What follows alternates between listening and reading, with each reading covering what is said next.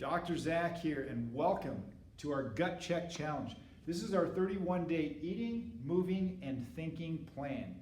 This is actually going to be revolutionary for you in helping to make August one of the most transformational months of your life. And here's what our desired outcomes are. We want that as we go through this process and we dig in and we make choices to actually be determined to follow through and do things that are good for our health, we're going to see that it'll actually rebuild our immune system. It'll help us to elevate our moods, normalize blood pressure if we have blood pressure issues, balance out hormones, optimize our digestion, improve our sleep, increase our energy, help us to maintain our ideal body weight, help us to experience mental clarity, improve our balance and our mobility, which can reduce our incidence of injury, falling down, that kind of thing, and to enhance our overall health. We're going to be doing this as a group. So the great thing about this is you're not doing this alone. So when it gets challenging, when you kind of go, oh man, I really want to eat that, you can just kind of recognize you're doing this as part of the group, and that we're going to have better success when we do this with some support. I talked about this in the previous video. This is a resource that you can use, the Plant Paradox book. This is actually the quick and easy guide, and this is what I'd recommend if you're going to pick something up, because it goes over recipes, meal plans, shopping lists, do's and don'ts, all of this. Now, for those of you that aren't vegetarian, like me, don't let the title fool you. This isn't a vegan or a vegetarian program. It works great if you are, but it's not. I'm not going to be asking you to give up meat if you're a meat lover. You'll be able to get your meat and still be able to heal your gut and do the things that you need to do. There will be some moving that's involved. This video is not going to be getting into that, but this is a great resource. And if you want to pick this up and start reading about it, it's a great way to get started. Don't forget that writing a journal, having some time to be thoughtful, to be intentional about what you're thinking, and to write down things that you're grateful for. This is going to be a big part of us getting success in this, especially as we navigate through the season where there is a lot of uncertainty, where there is a lot of fear that's being fed to us. We need to be intentional about turning our thoughts in the right direction. But here's what we're really going to focus on today. I want to talk about the gut-brain connection, because your gut and your brain are intimately connected. In fact, it's been called two different parts of our nerve system. We've got our mental nerve system up here in our brain that really orchestrates the way that everything in our body works. And then we got what's called the enteric nerve system, which is, there's actually more nerve cells in your gut than there is in your spinal cord. And so if you've ever heard where they talk about having a gut feeling, if you've ever wondered why when we have emotional stress it affects digestion, because we've actually got kind of our feelings. This is where we get our emotions. A lot of it is centered, going to be based on our gut. So this is an important part of us to maintain the health of our gut, but it also helps to enhance the quality of our thoughts and the way that our brain works. When you take a look at the gut-brain connection, it really ties into what's called the human microbiome. The microbiome has to do with all of these microorganisms, these microbes that live on us and inside of us. And in fact, there's more microbes in our gut than there are cells in our body by about 10-fold. So, as we're navigating through this COVID-19 season, avoiding a virus, recognize that we have trillions of viruses and bacteria and fungi and all kinds of other different little critters that live inside of us. This makes up our microbiome. There's 600 plus different species of bacteria in our mouth, in our pharynx, and our respiratory system. There's 1,000 different species on our skin. This is one of the reasons why basically dousing ourselves in all of these hand sanitizers is not healthy for us. All of these the variety of different microorganisms we have helps us to stay in balance. And when we take something that's a disinfectant, like hand sanitizer, or if we take an antibiotic, which is, it kills germs and bacteria, it actually creates imbalances and makes us more susceptible or vulnerable when it comes to our immune system function. So when we take a look at this, we want to have a diverse microbiome. We want to have a lot of microorganisms that are thriving and healthy in our gut. And unfortunately for most of us, that's not happening. Here's one of the problems that leads to that, is we end up with inadequate sleep. We have altered sleep cycles. Insomnia is epidemic in our world. That's why there's so many people that are taking melatonin or Ambien or other types of sleep aids so that they can try to get quality sleep. Sleep interferes with the health of our gut and our hormones. Poor oxygenation. You realize that oxygen is the most important element to our cells. So on a cellular level, we need oxygen more than we need anything else. This becomes a problem again in this season that we're in, because guess what we're told to do? In fact, we're now told, according to Tri-County Health, to wear masks not just inside or when we're around people, but also outdoors. And so we're restricting oxygenation. We're reducing oxygen levels to our cells, which is damaging to them and creates problems down the road. Anybody have emotional stress? Emotional stress can actually decrease the health of our gut. Increased stress hormones. That's part of living in this fight or flight state that we live in, where we're constantly racing, never shutting down. How about a history of antibiotics or non-steroidal anti-inflammatory drugs? You know, if you're taking aspirin or you're taking ibuprofen or any of these things, those are damaging to your gut. We also know antibiotics, like I just mentioned, they destroy the microorganisms that are supposed to be in our gut. Glyphosate. Anybody familiar with glyphosate? This is Roundup. It's the pesticide that's in Roundup. Glyphosate has been shown to destroy the intestinal lining. It actually causes our guts to leak inside, so that what's supposed to stay in our digestive tract leaks out into the rest of our surrounding cells, and it actually causes immune response that's not healthy. Genetically modified organisms, different foods that we're exposed to that don't occur in nature but have been created in labs. These kinds of things can destroy our gut. But we also have what's called the standard American diet. And this is really kind of just poor nutrition, poor nutritional habits. That's why we're going to be attacking that in the first part of this nutrition program we're going through. These can lead to vitamin deficiencies. Typically, one of the biggest culprits is going to be the high carbohydrate and the low fat diet. We don't want a whole lot of carbs, because that can create some imbalances. We want to make sure we're getting plenty of good, healthy fats. So that's going to be a big part of what we're going to be going through. There's also an epidemic called SIBO, or small intestinal bacteria overgrowth.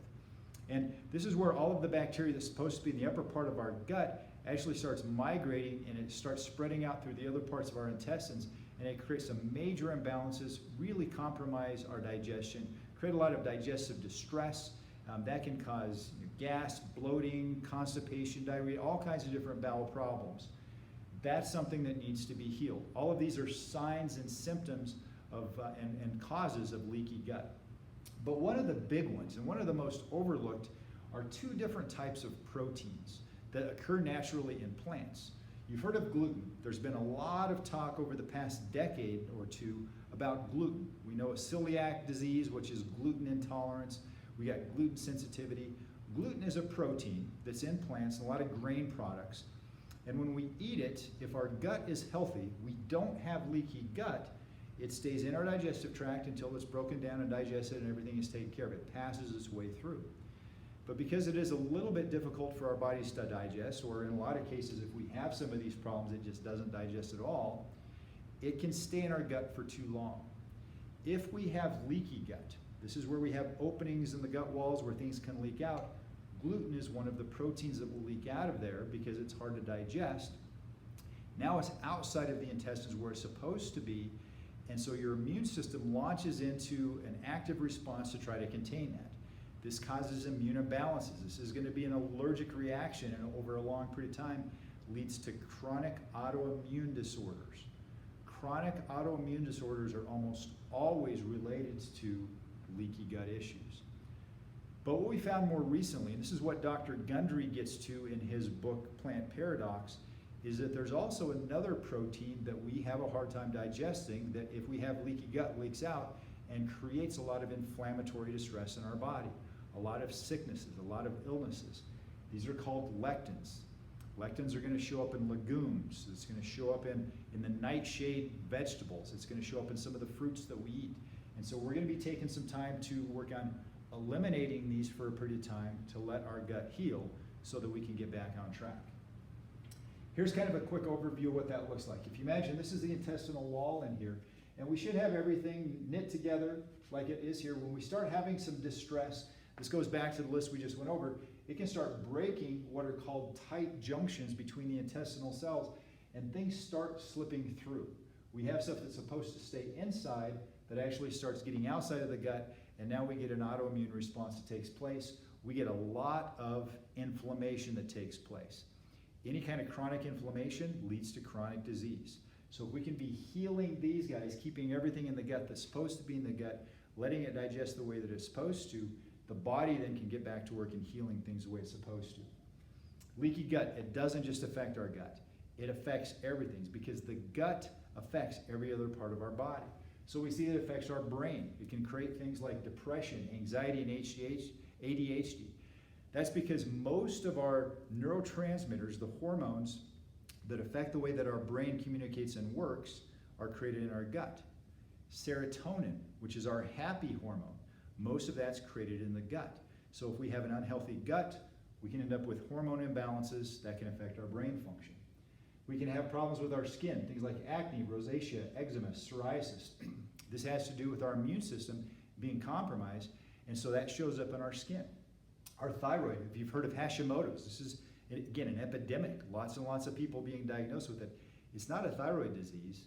It's an autoimmune disease where your body's immune system is actually going after your thyroid. It's a hormone imbalance. Hypothyroidism, Graves' disease, these are all thyroid diseases. Then we get into colon, like we talked about. It can create problems with digestion, constipation, diarrhea, gas, bloating, all kinds of other stuff that go on. The adrenals. The adrenals are actually what help us deal with stress. So if we see a bear charging at us, it gives us that energy to run away or to turn around and fight it.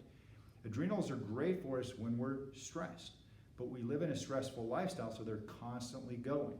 If we're not getting the right foods in, they can't function, and it causes all of our energy to crash. Our body will start to shut down, our immune system is compromised, and we end up with lots and lots of issues. Our joints, because inflammation is a big part of what happens when we have leaky gut, it can affect our joints. We end up with arthritis, sore joints, sore muscles, everything else that goes on. And then sinus and mouth. Sinus and mouth is actually the beginning of your digestive system. And so when we have imbalances affecting our digestion, it's going to show up there. That's going to increase our susceptibility to things like COVID-19. We'll be more susceptible to the common cold, which is a coronavirus as well. And it can create some food sensitivities, allergies, other things that go on with that. So this is why we want to make sure that we're getting things back on balance with that. Again, this just kind of shows an overview of how leaky gut can affect every different part of your system, from your skin to your blood flow to your fat tissues where you store toxins. When you're storing toxins and not able to get rid of them, that causes you to be weight loss resistant. You can diet, you can exercise, and still not lose fat because it's being stored and inflamed in your fat tissues. It affects our lungs, it affects our brain function, and so it affects everything. So what we want to do is actually heal it. The first phase of our gut check challenge is going to be rebooting your gut. This is what it involves. Stop damaging your gut. We got to stop setting things on fire so that it can actually have a chance to heal. Feed your friendly microbes in there. So we got all of these different microorganisms that live inside of us. We want to feed them with healthy things so that they can get happy and they can thrive. And we want to send the unfriendly microbes packing. We want to get those out. So there's a detox process that goes on with this. That's what the first phase is. The first phase is the most difficult part of this, and it's not hard. It's just a little bit more of a challenge than the rest. But it's the first 7 days that's going to have the most things that we're going to be eliminating from our diet. I want to talk about what we can do. So before we focus on what we can't be consuming, let's focus on what we can. We can eat lots of green leafy vegetables, cruciferous vegetables, artichokes, asparagus, celery, fennel, radishes. I've got this list available to you. This will actually be attached to any emails that we send out to you, so you'll be able to have access to this all the time. This will be a reference for you when you're shopping, when you're making your meals and so forth. We get fresh herbs, garlic, onions, leeks, kelp, seaweed, nori, wild-caught seafood, pastured poultry, grass-fed beef, bison, and lamb, avocados, olives. This is a great list, right? We got some really good food in here. Olives, olive oil, walnut oil, macadamia nut oil, avocado oil, ghee, MCT. That's medium chain triglycerides, things like coconut oil. We got vinegar, mustard, coffee and tea, nuts and seeds. This is limited to a certain number of the nuts and seeds. You don't want to do all of them, but you can do macadamia nuts, walnuts, pecans, pistachios, pine nuts, Brazil nuts, coconut, flax seeds, and sesame seeds. So we got a great list here. And this is what I want you to focus on. Instead of focusing on what you can't do, focus on what you can. Focus on the things that you have available to you and work on increasing your body's ability to enjoy these. But we do also need to look at what we have to eliminate, because there are some things in that. Dairy is one of those, and I know for some people that can be a real challenging thing, because there's dairy in everything. We're used to cheese on everything that we do. We like the yogurts and we like all the other stuff.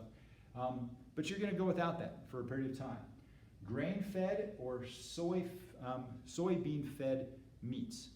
So this is the conventionally raised stuff that you're going to find in the supermarket. This could even be seafood, because that's what they typically feed farm-fed fish. Vegetable oils, legumes. Legumes include things like beans, peas, lentils. Peanuts are a legume. Grains, including sprouted grains. So this is, again, the first 7 days that we're going to be eliminating all this. Fruits, except for avocados. Sugar, especially white refined sugar, all artificial sweeteners as well. Refined starchy foods. So these are going to be your pastas, your rice, your crackers, your cereal. Eggs. Eggs are my staple. I'm going to be doing without those for a week, just like you are. All soy products. Nuts and seeds that you can't do are going to be pumpkin, sunflower, chia, cashews. And then the nightshade vegetables. This is really one of the biggest culprits when it comes to lectins. These are things like tomatoes, cucumbers, peppers, eggplant, goji berries, and potatoes. They're high in lectins. We're going to be eliminating those for a period of time so that our gut can heal. Now, the good news is, I'm not going to go through this in much detail, but we do get to add things once we get past the first week. And so we're going to get into phase 2. We'll be able to add some foods. I'll come back and revisit this at that point. We get into phase 3, which is the last part of our challenge, and you get to include even more. So the good news is that while this is a 31-day challenge, it's not a 31-day elimination of everything that you truly enjoy. Now, I do want to touch on some bonuses, because if you want to get extra out of this, here's a couple of ideas that you can do to enhance your body's response to it. A couple of supplements that I would really recommend. One is called Detoxicator. And this actually helps your body to get rid of toxins that have been stored. This will help with actually weight loss resistance and other things. But it cleans up the system so your body can start flushing out toxins more effectively. And it has probiotics, so it could be refeeding and helping those healthy bacteria to live the way that they should. Another one is a great product, is called Ion Gut Health. And this is actually something that goes in and heals the tight junctions in your gut. So it'll actually heal that leaky gut syndrome and help the body to then keep everything inside the gut that it's supposed to. So this is a great supplement. Now, for those of you that are really overachievers, you can even take it to the next level and work on doing some intermittent fasting. This is where you're really going to get a punch for rebooting your immune system and for increasing your metabolism, helping to reset your hormones. For those of you that are interested in this, you'll have access to this slide. I will include this when I send out the emails. And you can look at this if you have any questions on fasting. I do a ton of fasting, and we can answer all the questions that you have. So with that, that's going to be the getting started point information, so you know how to get started. Start changing what's in your refrigerator and in your pantry. Start looking at menus and recipes so that you can be putting together some meal plans. And we're going to make this thing rock. It's going to be transformational for us. Also, be sure to get people plugged in. We do better when we do this with a partner. So if you don't have a partner yet, find somebody that will do it with you. Challenge somebody to do it with you. Call them out. Double dog dare them. Do whatever it takes to do that. Share this video with other people that you know in other places so they can be doing it as well. We may as well be getting our whole country as healthy as we can. So this is the kickoff to the Gut Check Challenge. You'll be getting more information on a regular basis so that you know what to do day in, day out. I encourage your feedback. Give me your feedback. Send emails to us. Send messages to us through Messenger or Facebook. Let us know how you're doing, how things are responding. If you have any questions, concern, don't hesitate to reach out. But I'm excited to see the breakthroughs you're going to experience, the health miracles you're going to see, and just the empowerment that comes with knowing that you're choosing to challenge yourself. You're doing a gut check. So stay tuned. We're going to continue to give you more and more information as we go. Until next time, God bless you. This is Dr. Zach.